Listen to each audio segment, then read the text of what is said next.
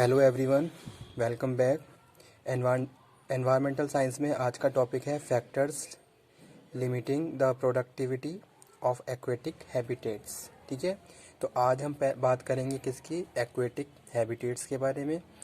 जिसमें हम बात करेंगे कि भाई किस तरीके से वहाँ की प्रोडक्टिविटी डेवलप होती है। ठीक है, यानी कि जो भी ऑर्गेनिज्म है किस तरीके से वहाँ पे डेवलप होते हैं और वो किस तरीके से अपने फूड को प्रिपेयर करते हैं, तो वो आज के टॉपिक में हम कवर अप करने वाले हैं। स्टूडेंट, प्रीवियस वीडियो लेक्चर में हमने कवर किया था एक्वेटिक इकोसिस्टम के बारे में। ठीक है, और आज हम कवर अप कर रहे हैं एक्वेटिक हैबिटेट। तो कुछ फैक्टर्स हैं जो यहाँ पे हम डिस्कस करने वाले हैं जो एक्वेटिक हैबिटेट को इन्फ्लुएंस करते हैं, और उसके हिसाब से फिर वहाँ पे जो भी ऑर्गेनिज्म हैं या फिर जो भी बायोटिक कंपोनेंट्स हैं वो अपना फूड प्रिपेयर करते हैं और एक तरीके से एनर्जी फ्लो को सस्टेन करते हैं। तो बात कर रहे हैं यहाँ पे वन बाय वन, हम कुछ यहाँ पे जो शॉर्ट टॉपिक्स शॉर्ट लिखे हुए हैं इनको डिस्कस कर रहे हैं जो कि एक्वेटिक हैबिटेट से रिलेटेड है, यानी कि फैक्टर्स की बात कर रहे हैं जो कि रिलेटेड हैं किससे, एक्वेटिक हैबिटेट्स।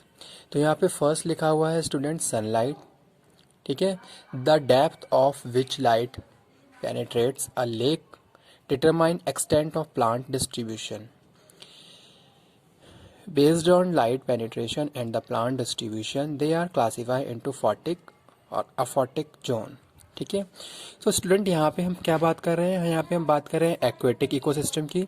तो एक्वेटिक इकोसिस्टम में हम बात कर रहे हैं कि भाई जो सनलाइट है किस तरीके से वहाँ पे वहाँ के एनवायरनमेंट को इन्फ्लुएंस करती है, और उसके बाद वहाँ पे जितने भी ऑर्गेनिज्म डेवलप हो रहे हैं वो किस तरीके से सनलाइट को गैप्स करके उसके बाद अपना फूड प्रोसेस कर रहे हैं और उसका वहाँ के एनवायरनमेंट पे क्या इफेक्ट पड़ रहा है। ठीक है, तो सनलाइट की यहाँ पे हम मेन बात कर रहे हैं।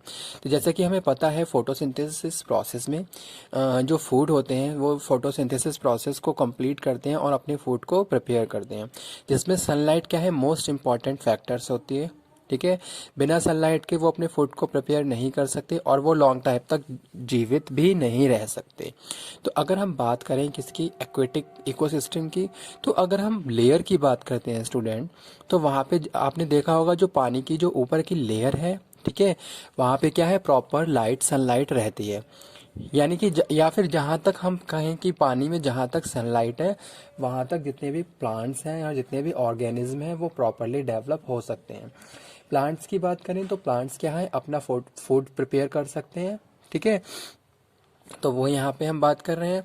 और उसके बाद इसी से एक एलिमेंट और जुड़ा हुआ है कि भाई अगर हम प्लांट्स के फोटोसिंथेसिस प्रोसेस की बात कर रहे हैं तो उसमें क्या होता है, प्लांट्स O2 को रिलीज करते हैं और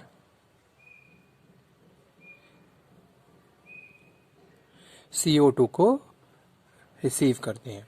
ठीक है, तो वो इस तरीके से अगर हम बात करें वहाँ का जो इकोसिस्टम, तो जहाँ प्लांट्स ज़्यादा हैं तो वहाँ O2 की मात्रा भी ज़्यादा होगी, जैसे कि ऑब्वियस है ये चीज़। ठीक है, तो फोटोसिंथेसिस में जो प्लांट है वो क्या कहते हैं, कार्बन डाइऑक्साइड को रिसीव करते हैं, ऑक्सीजन को रिलीज करते हैं। तो जहाँ पे भी प्लांट्स हैं और जहाँ तक सनलाइट है, तो आपने देखा होगा कि अगर हम पानी की बात करें तो ऊपर की लेयर पे क्या है, O2 की मात्रा प्रॉपर है, यानी कि जहाँ जहाँ सनलाइट है। और जहाँ पे सनलाइट नहीं है, अगर हम डीप की बात करें और डेप्थ की बात करें तो वहाँ पे सनलाइट नहीं होगी तो फोटोसिंथेसिस प्रोसेस नहीं हो पाएगा, प्लांट्स डेवलप नहीं हो पाएंगे, और बहुत शॉर्ट टाइम के लिए वहाँ पे जो ऑर्गेनिज्म है वो डेवलप हो रहे हैं, यानी कि जल्दी जल्दी वो डेवलप हो रहे हैं और मर भी जल्दी जल्दी जा रहे हैं, वो ग्रो नहीं कर पा रहे हैं। ठीक है, तो इस तरीके से हम बात करते हैं। तो फिर जो पानी की जो लेयर है, ऊपरी सतह है, वहाँ तो प्रॉपर आपको ऑक्सीजन मिल सकती है, और पानी की जो डेप्थ है यानी कि डीप में अगर हम जाएं तो वहाँ O2 की क्या है, फिर स्केर्सिटी हो जाएगी या नीचे कमी हो जाएगी, और जिसकी वजह से बहुत सारे जो इकोसिस्टम है वहाँ पे उसका इफेक्ट पड़ेगा। ठीक है, तो वो यहाँ पे हम बात कर रहे हैं किसमें, सनलाइट में। Photic zone refers to upper layer of aquatic ecosystem.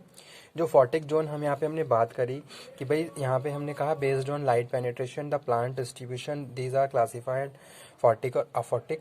तो फॉटिक जोन किसे कह रहे हैं स्टूडेंट? फॉटिक जोन हम बोल रहे हैं कि भी जो ऊपरी लेयर है एक्वेटिक इकोसिस्टम की, यानी कि जैसे कि अभी मैंने बताया कि जब पानी की ऊपरी सतह है, ऊपर की जो सतह है उसको हम फॉटिक जोन बोलते हैं। तो यहाँ पे light penetrates and photosynthesis and respiration activity take place. ठीक है, यानी कि यहाँ पे रेस्पिरेशन हो रहा है, फोटोसिंथेसिस हो रहा है और लाइट पेनिट्रेट्स हो रहा है।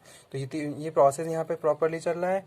Depth of this zone depend upon the transparency of water. Photic zone is lighted and extend from the lake surface down where the light level 1% of the that of the surface। ठीक है, तो यहाँ पे हम बात कर रहे हैं किसकी भी? पानी की और सनलाइट की, कि भाई कहाँ कहाँ कहाँ तक सनलाइट जा पा रही है। तो जहाँ जितना जितना एरिया है जहाँ प्रॉपर सनलाइट है वहाँ पे क्या है, फोटोसिंथेसिस का प्रोसेस होगा और जो प्लांट्स है, जो ऑर्गेनिज्म वहाँ पे डेवलप हो रहे हैं वो रेस्पिरेशन का प्रोसेस भी करेंगे। ठीक है, तो वो यहाँ पे हम बात कर रहे हैं सनलाइट में।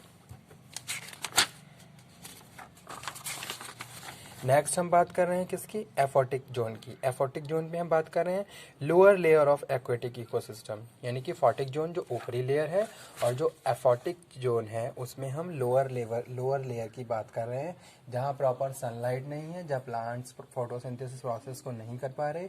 ठीक है, तो वो यहाँ पे हम बात कर रहे हैं lower layer of aquatic ecosystem. Only respiration, only region of the oxygen consumption activity take place. ठीक है, तो वो यहाँ पे हम बात कर रहे हैं।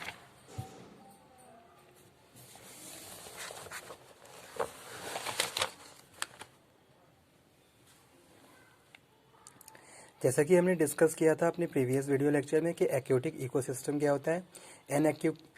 N ecosystem having water as a main habitat is called aquatic ecosystem. यानी कि पानी में जो भी हैबिटेट या फिर जो भी ऑर्गेनिज्म, प्लांट, जो भी बायोटिक कंपोनेंट है वो डेवलप हो रहे हैं, तो उसको हम एक्वेटिक इकोसिस्टम बोलते हैं। ठीक है, तो वो यहाँ पे हम बात कर रहे हैं।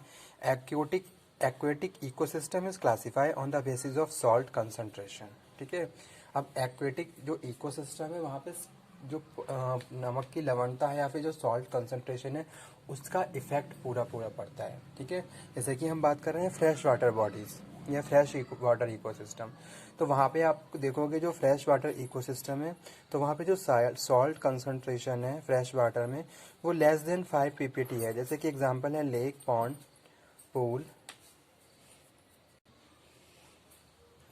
Fresh water ecosystem, the salt content of the fresh water less than 5 ppt। Example lake, pond, pool, spring, stream और रिवर्स। मैरीन इकोसिस्टम, तो यहाँ पे हम बात करें तो यहाँ की जो सॉल्ट कंसंट्रेशन ज़्यादा होती है, अबव 35 और 35 टू अबव है। तो यहाँ पे हम बात कर रहे हैं ओपन ओशियंस की बात कर रहे हैं, शैलो सीज की बात कर रहे हैं। ठीक है, तो यहाँ पे तो जो पानी जो सॉल्ट की कंसंट्रेशन है उसका इफेक्ट वहाँ पे होने वाले जो भी हैबिटेट्स हैं उन पे पड़ता है। ठीक है, अगर पानी में ऑक्सीजन की मात्रा प्रॉपर है, प्रॉपर सनलाइट वहाँ पे जा रही है, तो वहाँ पे आपने देखा होगा बहुत सारे प्लांट्स, जैसे कि आपने देखा होगा कुछ पानी की सतह पे बहुत सारे पेड़ पौधे उग जाते हैं। ठीक है, या फिर वहाँ पे कुछ बहुत सारे प्लांट्स आप देखोगे, तो वो यही कारण है क्योंकि वहाँ पे प्रॉपरली प्लांट्स क्या कर रहे हैं, फोटोसिंथेसिस का प्रोसेस कर पा रहे हैं और वो वहाँ पे ऑक्सीजन की प्रॉपर सनलाइट होने की वजह से वो क्या है वहाँ पे डेवलप हो पा रहे हैं। और आपने देखा होगा प्लांट के साथ साथ बहुत सारे ऑर्गेनिज्म भी वहाँ पे डेवलप होते रहते हैं।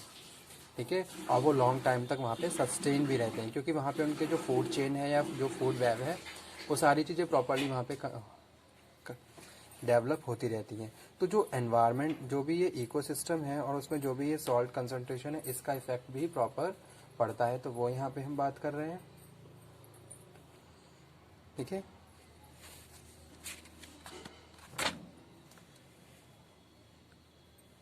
जैसा कि अभी हम डिस्कस कर रहे हैं कि भी एक्वेटिक ऑर्गेनिज्म जो क्या होते हैं, डेवलप होते हैं, इनको हम न्यूस्टॉन, पेरीफाइटोन और फाइटोप्लैंक्टन बोलते हैं। न्यूस्टॉन कौन होते हैं? जो अपर लेयर ऑर्गेनिज्म होते हैं। ठीक है, पेरीफाइटोन कौन होते हैं? जो अटैच होते हैं जो स्टेम के साथ और लीफ के साथ। प्लैंक्टन कौन होते हैं? जो फाइटोप्लैंक्टन होते हैं और जू प्लैंक्टन होते हैं। फाइटोप्लैंक्टन क्या होते हैं? जो पानी के ऊपरी सतह पर पौधों के साथ जुड़े रहते हैं। ठीक है,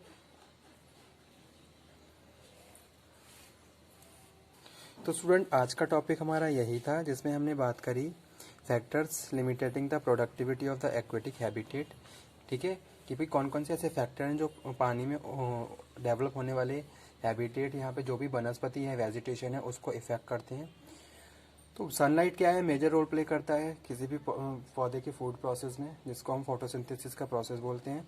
ठीक है, और साथ के साथ O2 का रिलीजेशन और कार्बन डाइऑक्साइड और वहाँ पे सॉल्ट की कंसंट्रेशन, गैसेस का मिक्सचरेशन, ये सारी चीज़ें क्या हैं वहाँ के इकोसिस्टम को इफेक्ट करती हैं। ठीक है, तो वो यहाँ पे हम बात कर रहे हैं। Photic zone refers to upper layer of the aquatic ecosystem, और एफोटिक जोन जो क्या है डेप्थ की हम बात कर रहे हैं। तो आपने देखा होगा जो बहुत सारे जो गोताखोर होते हैं वो नीचे जब गहराई में जाते हैं तो O2 के सिलेंडर को साथ लेके जाते हैं, क्योंकि वहाँ पे प्रॉपरली ऑक्सीजन नहीं होती है। तो इसलिए उनको क्या है, सिलेंडर O2 के सिलेंडर को साथ ले जाने की ज़रूरत पड़ती है। ठीक है, तो स्टूडेंट इस तरीके से हम बहुत सारी चीज़ों को कवर अप कर सकते हैं एनवायरमेंटल साइंस में।